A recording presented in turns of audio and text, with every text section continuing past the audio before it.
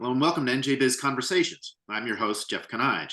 My guest today is Andy Aronson. He is the CEO of the Healthcare Association of New Jersey, which represents nursing homes and long-term care facilities. Andy, welcome. Thank you, Jeff. Good to be here. Thanks for joining me. I appreciate you taking the time.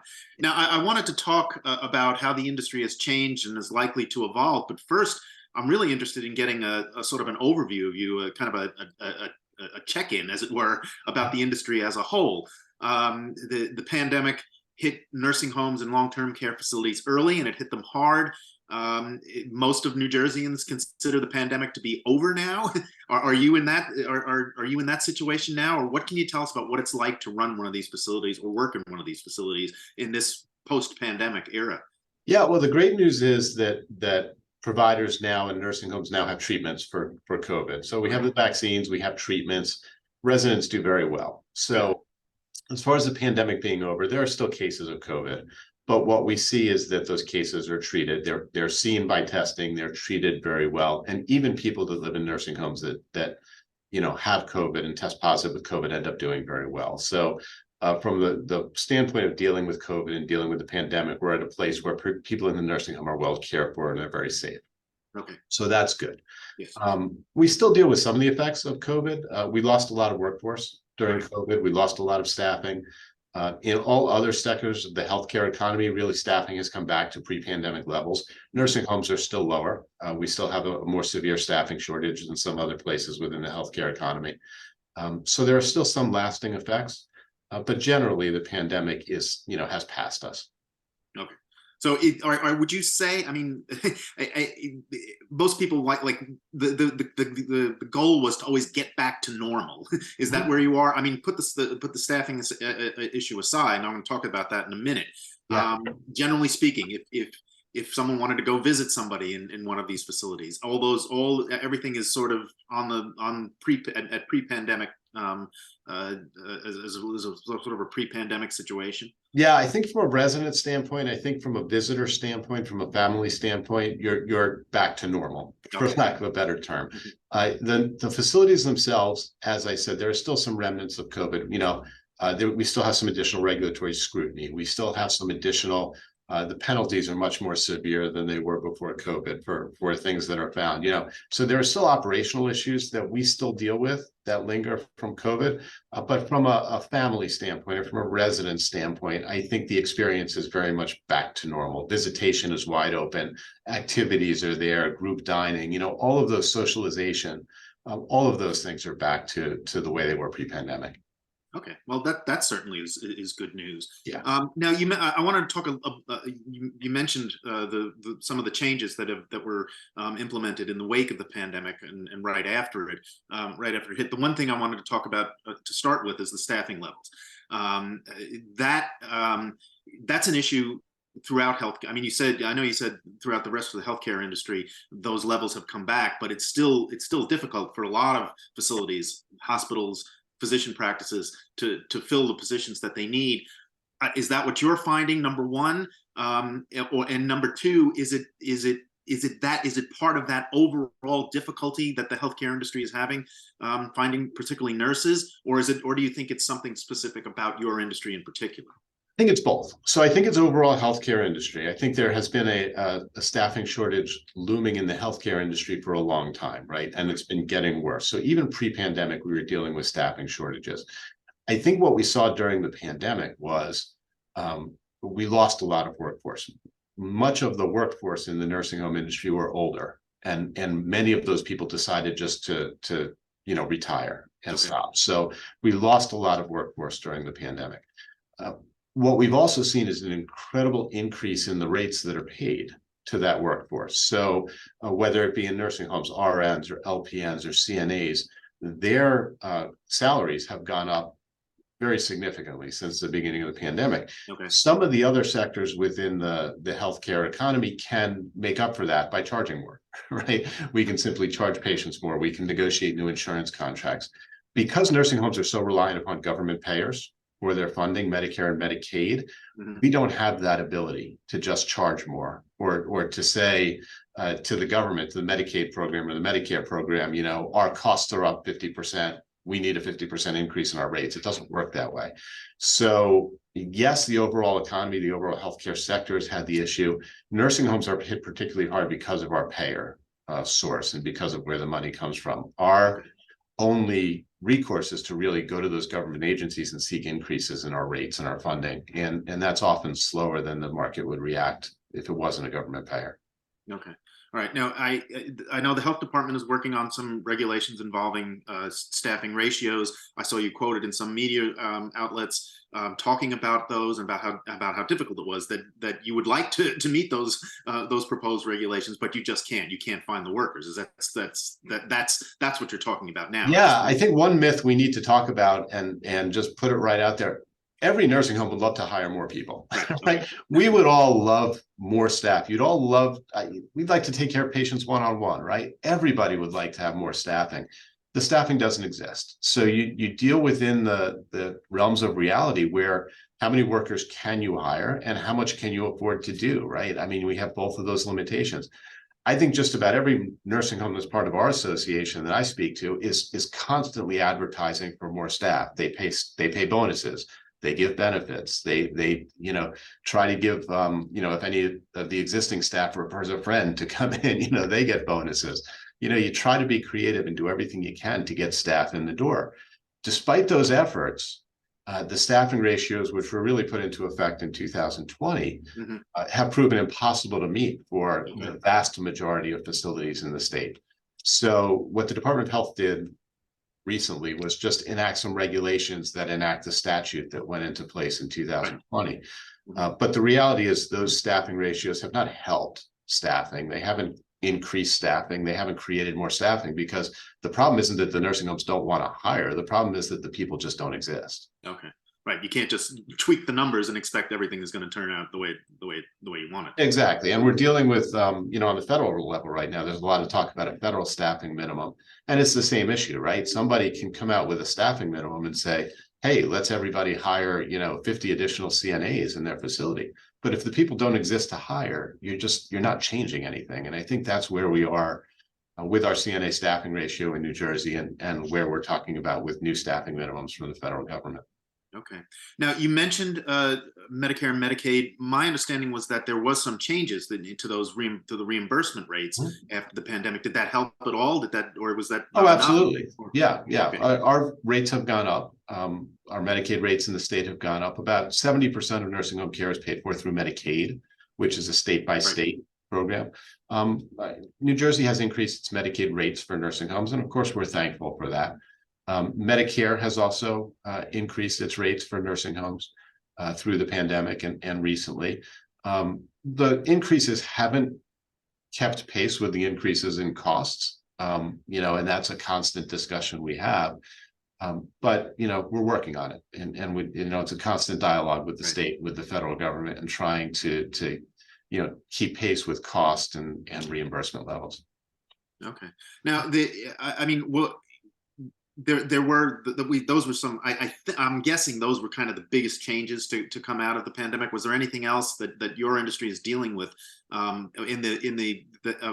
what came out of Trenton in particular in the wake of the pandemic? I mean, how are those changes working? Have you been able to deal with those to your satisfaction or to your members' satisfaction?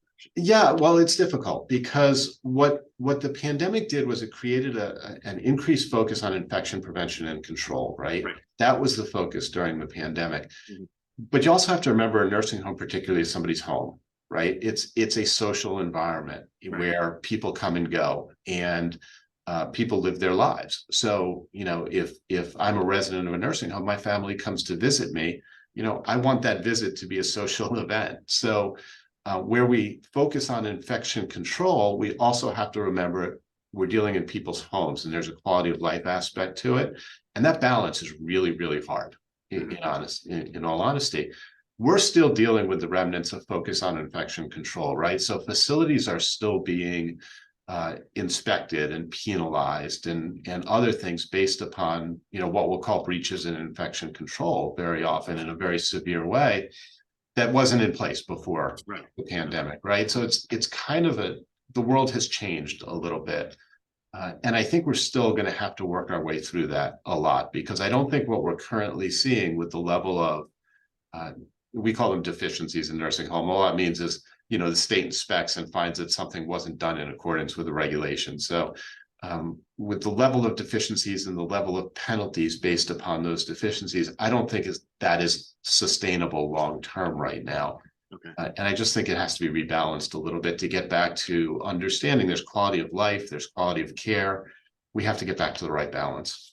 Right. I mean, these places aren't hospitals where you can just mandate certain things and stop people from moving around and doing what they're. Exactly. Even within a hospital, right? An emergency room or an operating room is certainly a different environment than a patient room or an emergency room, right?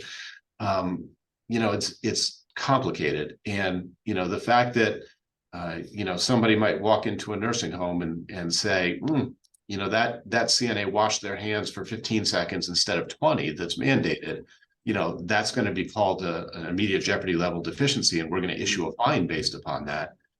It makes it complicated to operate these facilities. Okay. Now, one of the other things that came out of Trenton in the immediate aftermath of the pandemic was a task force appointed by the governor to study the industry and make recommendations for improvements, I guess. Yeah. Whatever happened to that? Interesting. Is that still working? What's going on? So the task force met many times. They're working on their final report. It's not out yet. I mean, we've been told for a long time that imminently there will be a report that comes out, but we haven't seen one yet. So okay. I don't know what's going to come out in it.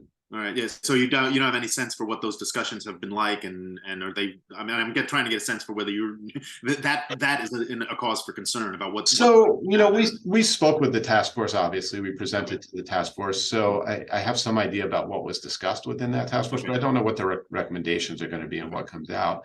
What I said to the task force and what I say to everybody today, we're all advocates for the patients in long-term care. We're all advocates for the elderly.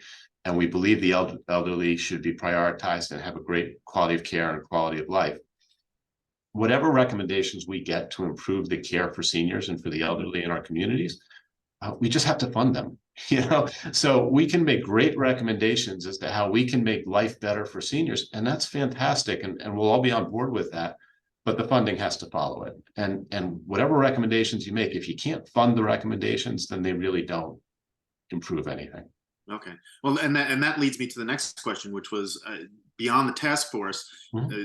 There's been a lot of talk in Trenton in the legislature about changes that might be made. Is that the one thing that you would really like to see? Is that funding mechanism? If the Senate and Assembly decide that they want to make some changes to the industry, that they're the ones that are going to fix the problem or keep people safe. Is that what you're most concerned about? Is that they include the funding when they absolutely yeah, and it goes back to we were talking about staffing, right? You want to raise staffing in facilities. You want to give nursing homes the ability to really go out and compete for the best staff, and with hospitals and some other providers, you have to provide the funding for them to do it. And yeah, I'm an advocate, right, for senior care, and I think it's a great priority for the legislature. I think it's a great priority for the state. I think it's a great priority for the spending in our state budget. Let's take care of our seniors in the way they deserve to be taken care of. But you can't mandate without understanding that there's funding that goes along with that. And as long as the funding is provided, I think we're all on the same page as far as what we want. But you have to make sure the funding is a part of it. Okay. So is that your main priority? I mean, you said you're an advocate. Is that your main priority now in terms of dealing with the legislature's funding, or are there other things going on that you're concerned about? Other challenges? Well, we always talk about quality, right? Okay. We always want to make sure that the quality of care is as good as it can possibly be. So we have quality on one hand. We want to make sure there's access to care, right? We don't want facilities closing down. We don't want any portion of our population to find nursing home care or assisted living care to be inaccessible. So we worry about quality, we worry about access, and we worry about the funding for those things. Okay. So yeah, right. Those are the three prongs. Okay. Now, I mentioned how difficult the pandemic was. There was a lot of media coverage of the industry.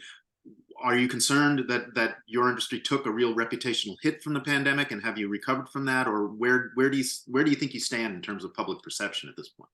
Yeah, that's a great question, and thanks for having me on, right, to talk about these things, because this is what we have to do. We have to talk about this, right?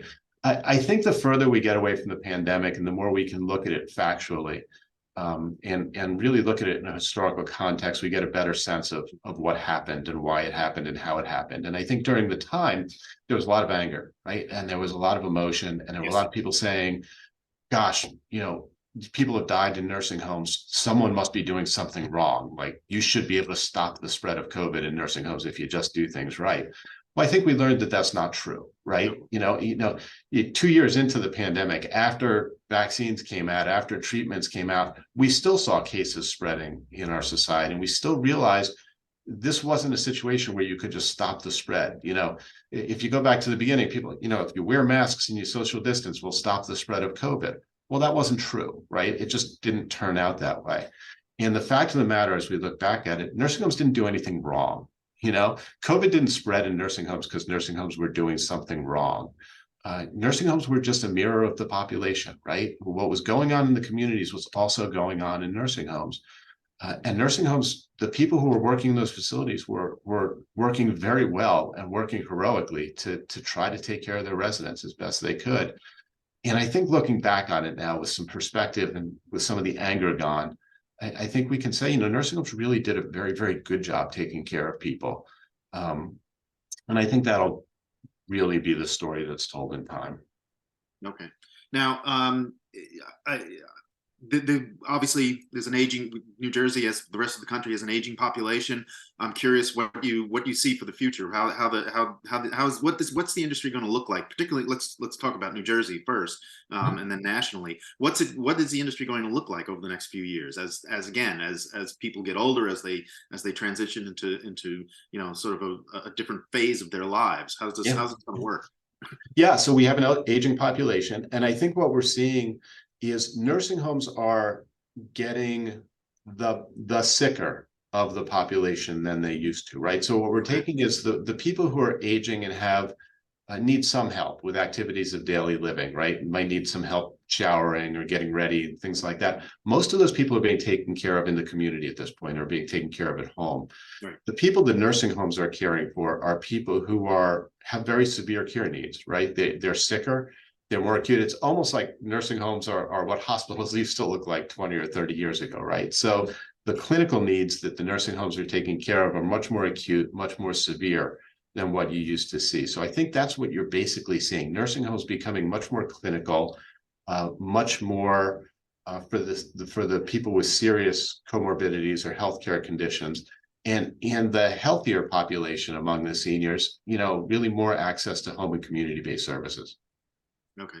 All right. Yeah. That's what before I let you go, I did want to ask about that, about new models, new ways of thinking about how to provide the kind of care that you're doing. Is there anything? Can you tell us a little bit more about that, and about what that looks like, about what this is going to what care is going to look like in these kinds of facilities going forward? And in the community. So yeah, like I said, I think the facilities themselves are getting more sophisticated. They're dealing with the level of patient that they did not used to deal with, right? So there's much more clinical expertise in the facilities now. There's much more treatment going on in the nursing home to try to keep people out of hospitals, right? We used to be in the nursing home. You would live in the nursing home, you would get taken care of, but if you had any real healthcare needs, you would just get transferred to a hospital. Okay. That's not the case anymore. There's a lot more healthcare that is actually provided in the nursing homes, and a lot more clinical care provided in the nursing homes. And again, I think home and community-based services in the communities are expanding, but it's not for the population you see in nursing homes. We need both. We need home and community-based services to take care of people. It's very important. And we need good, solid nursing home care to take care of the people who need that level of care. So you really need both to take care of people properly. Right. I'm guessing that there are a lot of people who would prefer to stay at home but can't. As you say, you get a sicker population in facilities. So I think everybody would prefer to stay at home, right? I represent nursing homes, and we can all agree that everybody would prefer to stay at home, but some people can't. I mean, and those people need a place to go, and they need a place where they can get really good quality care, and that's where nursing homes come in. Okay. Well, it's been fascinating talking to you. I hope you'll come back and give us an update on where things go. If we ever get recommendations from the task force, it'd be interesting to talk about those. So I hope you'll come back and give us an update. Yeah, thanks for having me, and I'm always happy to do it. Okay. Andy Aronson, CEO of the Healthcare Association of Jersey. Thank you very much for joining me. I appreciate it. Thank you, Jeff. And thank you all for watching. Until next time, stay safe, everyone.